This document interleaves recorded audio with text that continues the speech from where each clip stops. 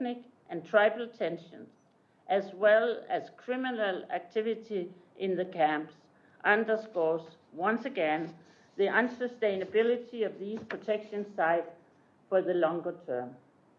As mentioned during my last briefing to the Council in May, more attention must be paid to avoiding that these sites become attractions for those looking for the services available therein, rather than for those in need of physical protection. To this end, UNMISS has further expanded its reach outside of these sites through short, long, and dynamic air and integrated patrols in order to increase security for the local population, while also facilitating conditions for the delivery of humanitarian assistance. In particular, UNMISS has scaled up its protection of civilian efforts in Unity State by projecting a security presence in previously inaccessible areas. However, capacity and resource constraints and deliberate obstruction by the parties have limited these efforts. I would like to thank our military and police personnel for their gallant efforts to protect civilians in an increasingly difficult environment, and I would like to urge troop and police contributing countries, along with other member states, to help equip and accelerate the deployment of UNMISS personnel and resources to give them the additional resources they need. Madam President, the humanitarian situation in South Sudan is dire. Over 2.2 million people remain displaced. Over 4.6 million people are already facing crisis and emergency levels of food insecurity. The situation in Unity State is particularly alarming, as prevailing insecurity prevents humanitarian access to displaced communities. On the 14th of August, the World Food Programme commenced food airdrops to Wau Shiluk in Upper Nile states, which have significantly reduced the number of civilians arriving at UNMISS's protection site in Malakal.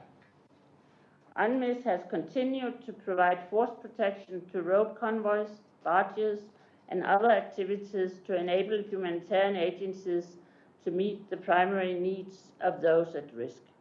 Yet, the delivery of humanitarian assistance is being severely challenged by land, riverine, and air movement restrictions and the heightened risks of being caught in crossfire. Madam President, as regards the human rights situation in South Sudan, I'm deeply shocked by the parties' utter disrespect for human life. UNMISS continues to receive reports of gross violations of human rights and humanitarian law committed by all parties to the conflict. On the 29th of June, UNMISS released a human rights flash report documenting human rights violations perpetrated as fighting escalated in the greater Upper Nile region in April and May. Reported violations include indiscriminate killings, rape and other sexual violence, abduction of civilians, as well as the destruction of civilian objects, property, and livelihoods. The deliberate targeting of innocent civilians, including women, children, and the elderly, must stop immediately, and the culture of impunity must end. I'm also concerned by the recent restrictions placed on press freedom in the country, including through the detention, threats, and violence against journalists. Although the circumstances around the recent killing of Peter Moy, a journalist of the New Nation newspaper, are still unclear, the event raises serious concern. I urge a swift and thorough investigation into this incident. Noting that the government has made repeated commitments to press freedom, it's important that they match words with action. I strongly encourage the government to implement the Media Authority, Broadcast Cooperation and Right of Access to Information Act, which was signed into law in December 2013. ensuring the safety and security of members of the press, and swift investigations into incidents of violence and intimidation against journalists are critical. Madam President, as I have noted in previous briefings to this Council, UNMISS has continued to face serious obstacles to its operations, including grave obstructions by both parties to its freedom of movement. This limits the mission's ability to protect civilians and monitor the human rights situation, while delaying and interrupting the movement of life-saving humanitarian aid to the most vulnerable. I'd like to again urge all parties to allow unhindered freedom of movement for mission and humanitarian operations. Madam President, following the hopefully successful conclusion to the peace talk, we must bear in mind that implementation will have significant resource implications. The agreement includes a number of important tasks for the mission, as well as several implied tasks that will require UNMISS support. In orienting the mission to assume these functions, we must be careful that resources are not diverted from key mandated tasks, particularly the protection of civilians. The 4 pillars of UNMISS's current mandate will continue to be necessary and will be critical to creating an environment in which peace can take root. As we welcome, hopefully, the signing of the agreement by the government, I would like to reiterate my call to the leaders of South Sudan to place the interest of their people above their personal ambitions and to implement the peace agreement in good faith. While we will all do everything possible to support implementation, I must remind the Council that, albeit very important, this agreement is only a first step. Peace, stability, and prosperity will not come to South Sudan overnight. This process will require concerted and sustained effort from both national stakeholders and international partners. Focus will also need to be drawn to the reins of intercommunal and other conflicts, which in some states prove to be just as violent as the political struggle. We must devise ways to support the South Sudanese people to address the drivers of conflict as we lay the foundation for longer-term peace and development. I would like to close by reaffirming the commitment of the entire United Nations family on the ground to work closely with the African Union, regional and international partners, and not least the people of South Sudan, to make this vision a reality. I thank you, Madam President. I thank Ms. Loy for her briefing. I now give the floor to Mr. O'Brien. Thank you, Madam President, and thank you for this opportunity to brief the Security Council following my visit to South Sudan on the 22nd to the 25th of July. This was my first visit to South Sudan as the Emergency Relief Coordinator, and my objective was to evaluate the humanitarian situation firsthand and to address critical concerns affecting our operations in South Sudan. During my visit, I had the opportunity to meet with President Salva Kiir and the Minister for Cabinet Affairs, Dr. Elias Lemuru. I also met with ambassadors from the region and donor member states. I also was able to visit civilians directly affected by the conflict in the Juba Protection of Civilians site, as well as in Bentiu and Nial in Southern Unity. I witnessed the consequences of over 20 months of brutal conflict on the lives of men, women, and children. This was a very deeply harrowing experience. The overall humanitarian situation continues sharply to deteriorate. As of today, over 2.2 million people have been displaced due to the conflict, an increase of 200,000 since the beginning of this year. Over 1.6 million are displaced internally, and over 616,000 people have fled to neighboring states. Almost 200,000 IDPs are now seeking refuge in UNMISS bases, compared to 121,000 just 4 months ago. Severe food insecurity is affecting 4.6 million people this year, compared to 3.8 million at the height of the lean season last year. While WFP and its partners have reached more than 2.3 million in 2015, severe hunger will be a threat well into next year, especially if fighting continues. There is no doubt that we will continue to see higher than usual food insecurity in the conflict-affected states. In these states, displacement, the inability to plant crops now, and the destruction of livelihoods has just been too severe and has left people unable to meet their own most basic needs. Host communities, such as in Nial, as I saw, are generously giving up their own resilience to those to whom they are giving sanctuary as they flee or die and wade through the swamps, currently saturated, chest high, to safety, however temporary, before the fighting catches up with them again. Madam President, the lives of more than 250,000 children are at risk from rapidly worsening malnutrition. In half of South Sudan states, 1 in 3 children suffers acute malnutrition.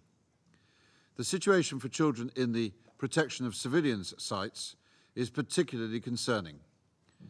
UNICEF reports that global acute malnutrition is higher inside the Bentu protection of civilians site at 12.9% than for new arrivals, 1.6%, which could be attributed to overstretched basic services and outbreaks of disease that can contribute to malnutrition.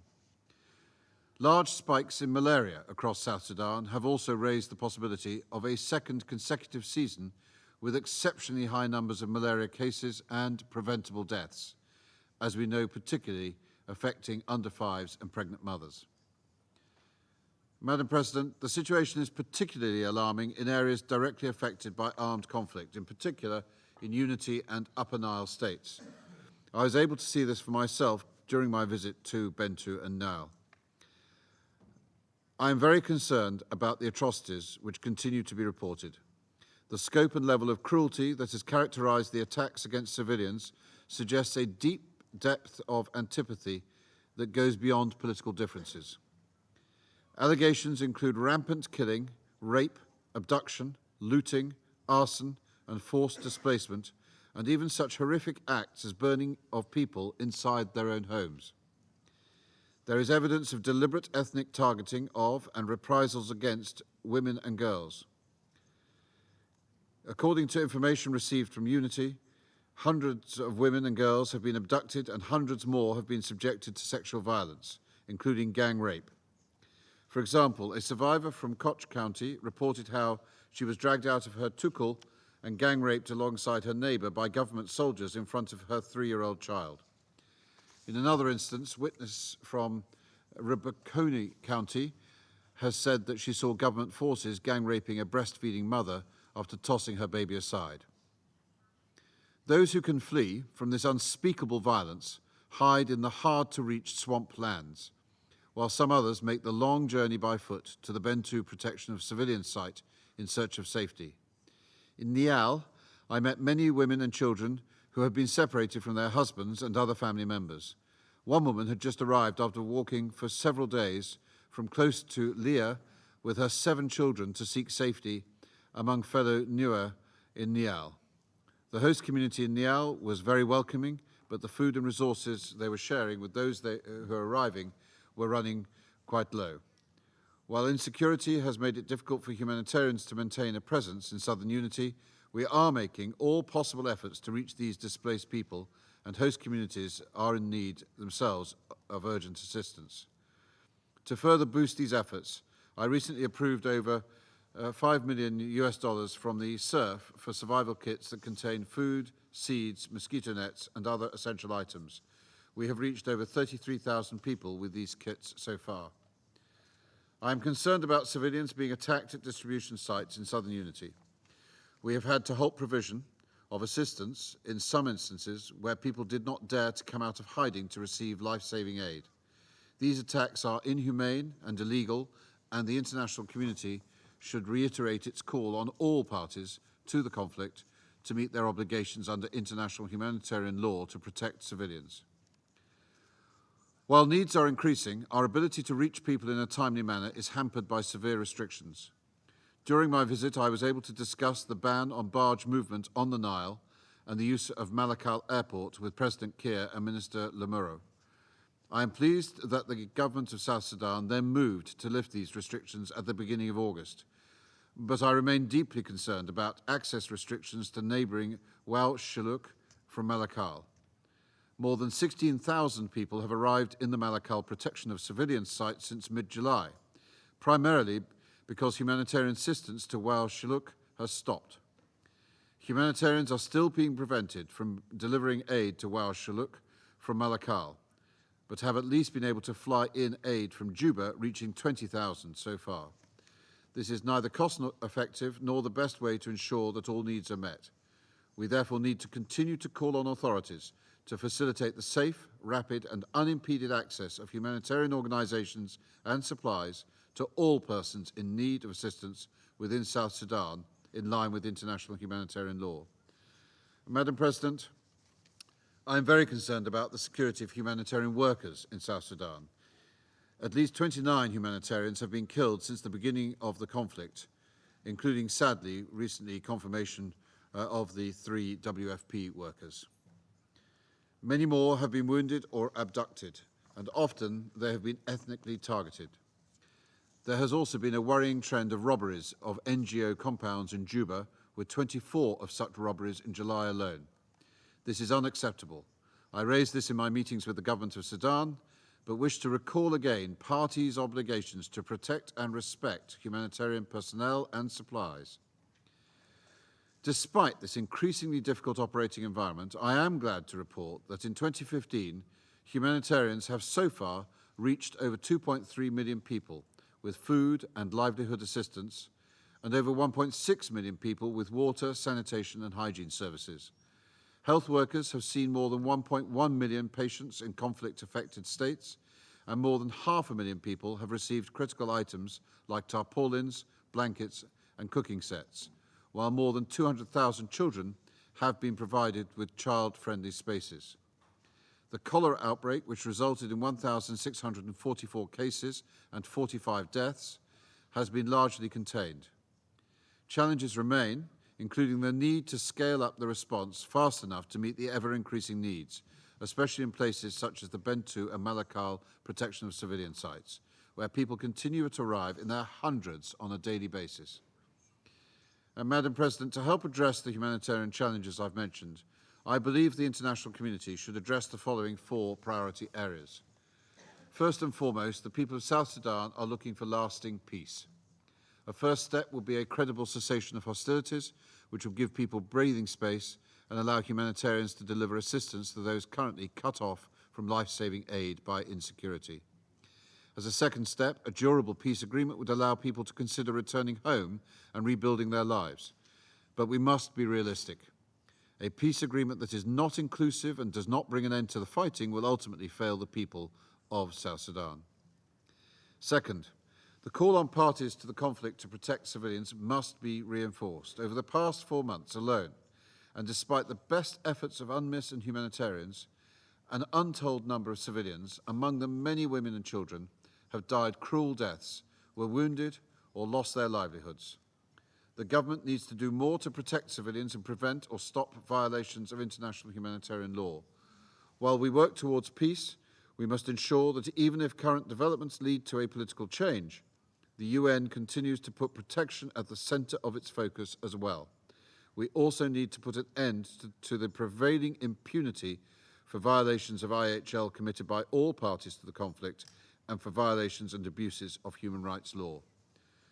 Third, anyone with influence on the parties should ensure that humanitarian response efforts are not impeded and that all South Sudanese in need of assistance can be reached in a principled and cost-effective manner.